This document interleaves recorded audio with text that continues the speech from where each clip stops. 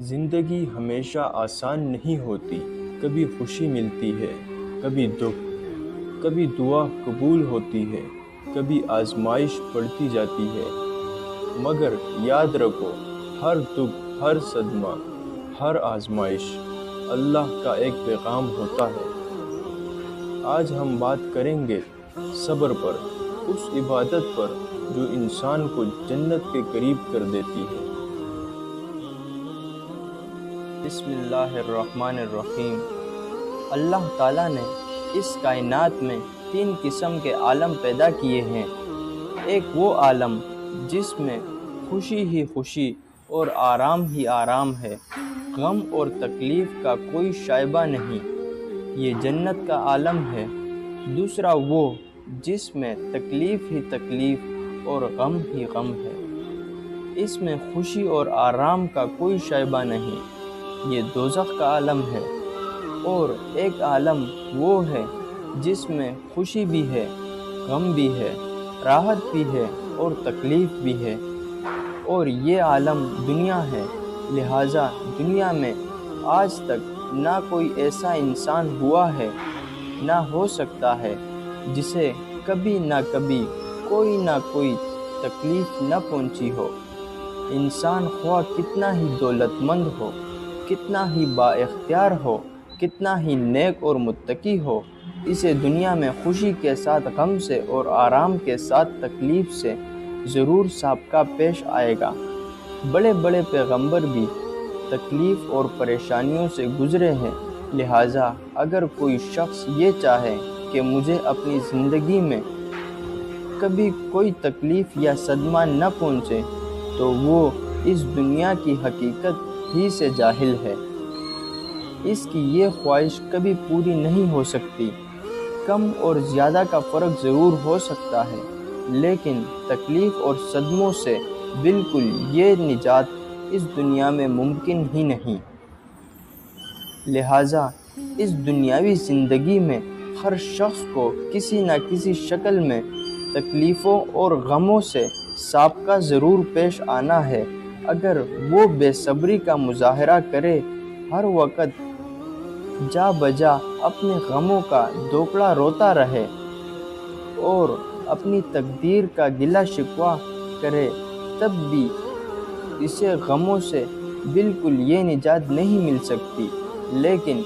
اس صورت میں ایک تو وہ ہمیشہ ہمیشہ تکلیف کی گھٹن کا شکار رہے گا، دوسرا اس بے صبری کا بہت بڑا نقصان یہ ہوگا کہ یہ تکلیفیں جو اس کے لیے اجر و ثواب کا ذریعہ بن سکتی تھی، ان کا کوئی اجر نہیں ملے گا۔ اس کے برعکس ایک انسان وہ ہے جو تکلیف اور صدمے کے موقع پر یہ سوچتا ہے کہ یہ چند روزہ دنیا کی تکلیف ہے اور دنیا کی تکلیفوں سے کسی کو بھی مکمل چھٹکارا نہیں مل سکتا، اور اللہ تعالیٰ کا کوئی فیصلہ حکمت سے خالی نہیں ہوتا، خواہ اس کی حکمت ہماری سمجھ میں آئے یا نہ آئے۔ لہٰذا مجھے اللہ تعالیٰ کے فیصلے کا شکوہ کرنے کے بجائے اس کی حقانیت پر ایمان رکھنا چاہیے۔ اگرچہ اس تکلیف دہ واقعے سے مجھے صدمہ پہنچا ہے، اس صدمے کی وجہ سے میرا دل امڑ رہا ہے، لیکن مجھے اللہ تعالیٰ کے فیصلے سے کوئی شکایت نہیں، کیونکہ وہی جانتا ہے کہ میری بہتری کس چیز میں ہے۔ میں انہی کی طرف رجوع کرتا ہوں جو تکلیف مجھے پہنچی ہے اسے میرے حق میں بہتر بنا دے، میرے دل کو سکون اور تسلی فرما دے، اور آئندہ مجھے ایسی تکلیفوں سے محفوظ رکھ جو مجھے بے تاب کرنے والی ہے۔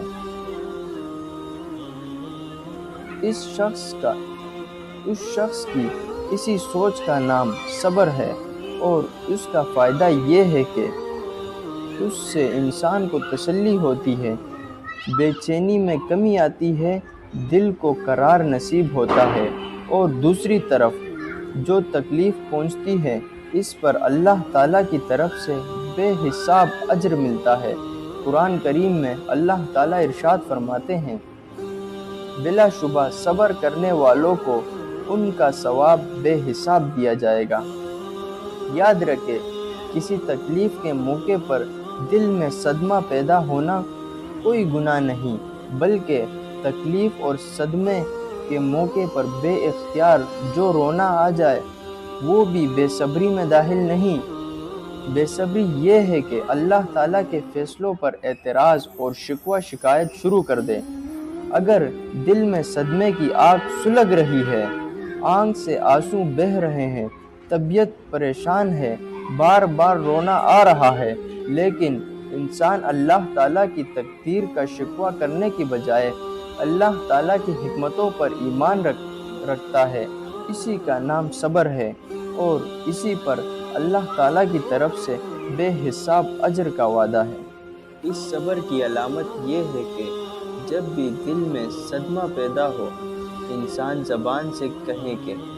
انا للہ و انا الیہ راجعون۔ جو لوگ صدمے کے موقع پر یہ کلمہ زبان سے کہتے ہیں، ان کے بارے میں اللہ تعالیٰ کا ارشاد ہے،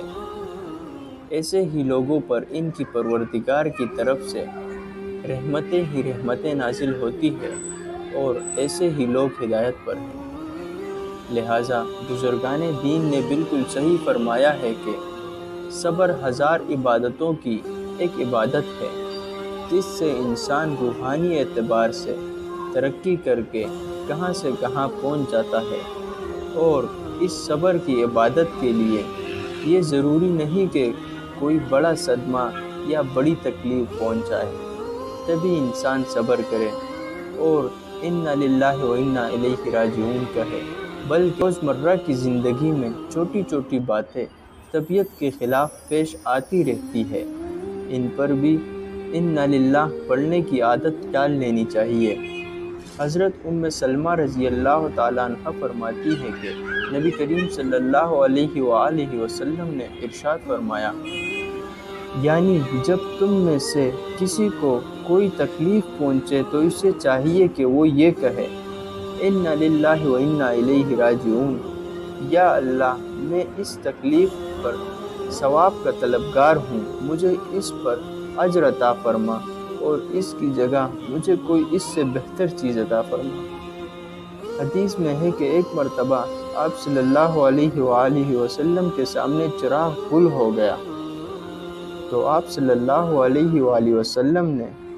اس پر بھی انا للہ و انا الیہ راجعون پڑھا۔ اس سے معلوم ہوا کہ چھوٹی سے چھوٹی تکلیف پر بھی انا للہ و انا الیہ راجعون پڑھنا چاہیے، اور اسی طرح روزمرہ پیش آنے والے چھوٹے چھوٹے ناگوار واقعات پر ہر مرتبہ صبر کی عبادت کا ثواب ملتا رہتا ہے۔ چلتے چلتے پاؤں میں کانٹا لگ گیا، دامن کسی چیز سے الجھ گیا، پاؤں پھسل گیا، گھر میں بجلی چلی گئی، کسی ناگوار واقعے کی خبر کان میں پڑ گئی، کوئی چیز گم ہو گئی، اس جیسے ہر موقع پر انا للہ و انا الیہ راجعون پڑھتے رہنا چاہیے۔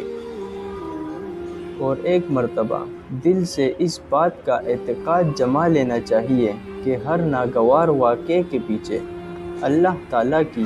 کوئی نہ کوئی حکمت ہے، بس اس کا نام صبر ہے، اور اس پر مسلسل بے حساب اجر ملتا ہے۔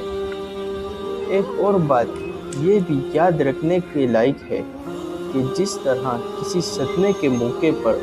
بے اختیار رو دینا صبر کے خلاف نہیں، اسی طرح کسی تکلیف کے موقع پر اس تکلیف کو دور کرنے کی کوشش کرنا بھی صبر کے خلاف نہیں۔ مثلا بیماری آئے تو اس کا علاج کرنا صبر کے خلاف نہیں، بے روزگاری ہوئی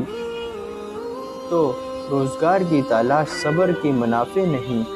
بلکہ یہ تمام کوششیں بھی کرتے رہنے چاہیے، اور تکلیف دور کرنے کی دعا بھی، تکلیف کی شدت میں کراہنا بھی صبر کے خلاف نہیں، کیونکہ صبر کی حقیقت صرف وہ ہے جو میں پہلے بیان کر چکا ہوں کہ انسان کو اللہ تعالیٰ کے فیصلے پر کوئی اعتراض اور شکوہ نہ ہو، اور وہ زبان سے انا للہ و انا الیہ راجعون پڑھتا رہے۔ کہنے کو یہ ایک مختصر عمل ہے، لیکن اللہ تعالیٰ کے ہاں اس پر جو اجر و ثواب لکھا جاتا ہے اس کا تصور بھی اس وقت ہمارے لیے ممکن نہیں۔